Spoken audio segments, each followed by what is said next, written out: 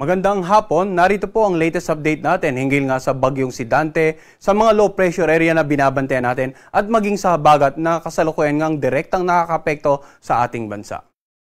Kung makikita po natin yung ating pinaka-latest satellite image animation, may tatlo po tayong sama ng panahon na naka-highlight ng bilog. So unahin po muna natin yung binabantayan nating low pressure area na halos nasa malapit dito nga sa eastern boundary ng ating air responsibility. Kaninang alas 2 ng hapon ay naging isang ganap na bagyo na at binigyan nga natin itong local name na Dante. Si Dante ay tinatayang nasa layong 1,130 kilometers ang layo, silangan ng Northern Luzon. Taglay nito, ang lakas ng hangin umabot hanggang 45 kilometers per hour malapit sa gitna nito at ang pagbugso naman ng hangin ay abot hanggang sa 55 kilometers per hour. Sa kasalukuyan, kumikilos ito sa direksyong north-northwestward naman sa bilis na 20 kilometers per hour. Samantala, yung isa namang low pressure area na mas malapit nga dito sa silangan ng Northern Luzon ay tinatayang nasa layong 155 kilometers east-southeast ng Basco, Batanes. Sa ngayon ay malit ang tsansa nito maging bagyo within 24 hours pero patuloy tayong magmamonitor sapagkat posibleng beyond the 24-hour period ay maging isang ganap na bagyo ito. Ang senaryo natin dito sa low pressure area na malapit nga sa Northern Luzon, posibleng kumilos ito patungo dito sa may extreme Northern Luzon, lumabas nga ng northwestern boundary ng ating air responsibility at dito pa lang sa West Philippine Sea siya magiging ganap na bagyo. Yun po yung senaryo number 1 natin. Samantala, senaryo number 2 ay i-absorb ito ng mas malakas na bagyong si Tropical Depression Dante. Kaya manatili pong nakatutok sa update natin regarding this particular low pressure area, ang bagyong si Dante at maging itong isang low pressure area nga na nasa labas ng ating area of responsibility ay subject for monitoring din natin. Wala tayong nakikitang direktang interaction itong low pressure area nito dito sa dalawa pang weather system sa loob ng ating PAR, subalit yun nga, patuloy nating i-monitor at magbibigay tayo ng update sa ating mga kababayan kung magkakaroon po ng development. So unahin po muna natin ano nga ba yung senaryo, yung pagkilos na inaasahan natin sa bagyong si Dante sa susunod na 3 hanggang 5 araw. So sa pinaka-latest forecast track ng Pag-asa, ayon sa Tropical Cyclone Bulletin na pinalabas nga ngayong hapon, makikita natin yung tinatayang sentro ni Dante, napakalayo pa po sa kalupaan ng ating bansa. Subalit, bukas ng hapon, inaasahan natin ito na halos kikilos ito ng pahilaga, more to the north at sa layong 990 kilometers east of extreme Northern Luzon. Inaasahan din natin na from tropical depression ay posible itong maging tropical storm in the next 24 hours. Samantala, sa darating naman na Huwebes ng hapon, inaasahan na ito na kikilos naman ito pa hilagang kanluran at by that time ay nasa 735 kilometers na silangan ng Itbay at Batanes, tropical storm category pa rin. Sa darating naman na Biyernes, inaasahan natin itong tuluyan ng nakalabas ng ating area of responsibility. So yung paglabas dito sa northern boundary ng PAR, inaasahan po natin sa pagitan ng Huwebes ng gabi hanggang Biyernes ng madaling araw. So generally, kahit tingnan po natin yung area of probability, yung parang apa sa paligid ng center track, pinapakita po nito na malit ang chance mag-landfall o direktang makapekto sa anumang bahagi ng ating bansa. Subalit sa ganitong mga panahon, kapag may mga bagyo po tayo na nandito nga sa Pasipiko, karagatang Pasipiko, at hindi nagla-landfall, bagkos kumikilos, either patungo sa dulong Hilagang Luzon, patungo sa Taiwan, or dito sa northern boundary ng ating area of responsibility, very favorable yan para patuloy na mapag-iba yung habagat na siyang magpapaulan nga sa ating bansa. So ano nga ba yung inaasahan natin or ano yung naging scenario in terms of pag-ulan naman ng habagat nitong mga nakalipas na 3 araw? Mapapansin po natin dito sa ating antecedent rains simula po nung Sabado, Linggo at kahapon nga, yung malalakas na pag-ulan ay halos nandito sa kanlurang bahagi ng Luzon at ilang bahagi ng Visayas at Mindanao.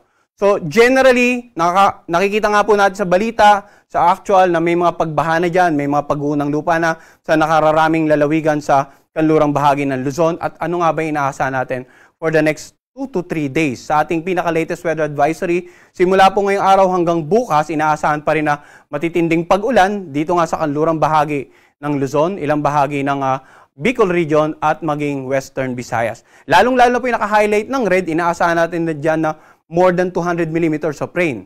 100 to 200 millimeters of rain naman sa orange, samantala dito sa mga naka-highlight ng yellow, 50 to 100 millimeters of rain. So ano nga ba ibig nating ipahiwatig sa ating mga kababayan?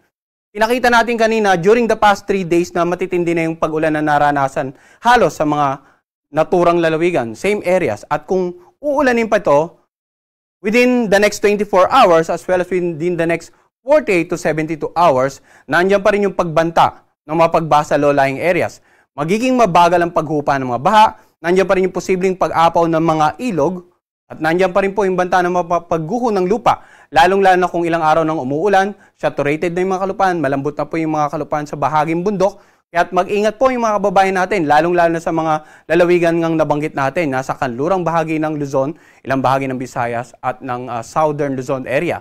Maging alerto sa mga posibleng pagbaha at pagguho ng lupa, at patuloy pong makipag-ugnayan sa kanilang lokal na pamahalaan at lokal na Disaster Risk Reduction Managing Officers para sa patuloy na gawaing pangkaligtasan. Samantala, yung pinagbugsong habagat naman, dahil nga dito sa nagdaang bagyong Krising at yung potential na magiging bagyo aside from Dante ay patuloy ding magdudulot ng mga pagbugso ng hangin. Kahit wala po tayong warning signal, posibleng makaranas tayo ng mga paminsan-minsang pagbugso ng hangin ngayong araw. Dito sa Zambales, Bataan, maging dito sa Metro Manila, Calabarzon, Mimaropa, Visayas at Dinagat Island.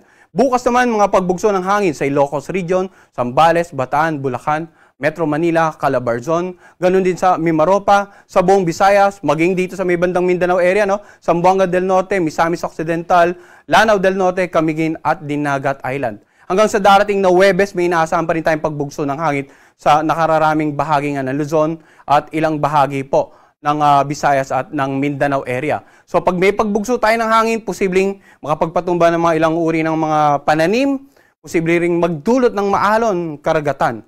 Kaya hanggat maaari, huwag muna po malawot yung mga kababayan natin. Dito nga sa northern at saka western seaboard ng ating bansa, o iba yung pag-iingat kung papalawot, lalong-lalo na yung mga kababayan nating mangingisda at yung mga may maliit na sakyan pandagat, sapagkat kahit wala pong bagyo, yung bugso ng habagat ay pwede ring magdulot ng katamtaman hanggang sa maalong karagatan. Samantala, yung mga pag-ulan naman na naranasan natin locally, may ini-issue po ang ating mga Pag-asa Regional Services Division, mga tinatawag nating localized rainfall or thunderstorm advisory. At ganina nga alas 5 ng hapon, meron po tayong nakataas na orange rainfall warning dito sa Metro Manila, maging sa mga karatig lalawigan, Ganon din sa yellow rainfall warning dito pa sa ilang bahagi ng Central Luzon at ilang bahagi nga ng Southern Luzon area. Kapag may orange rainfall warning tayo, nandiyan pa rin yung banta ng pagbaha. May mga pag-ulan pa rin tayong namomonitor at posible pa rin tayong makaranas ng mga pag-ulan in the next 3 hours. So ang ating pong mga localized rainfall advisory ay pinapalabas every 3 hours. Ang effectivity ay hanggang 3 oras lamang.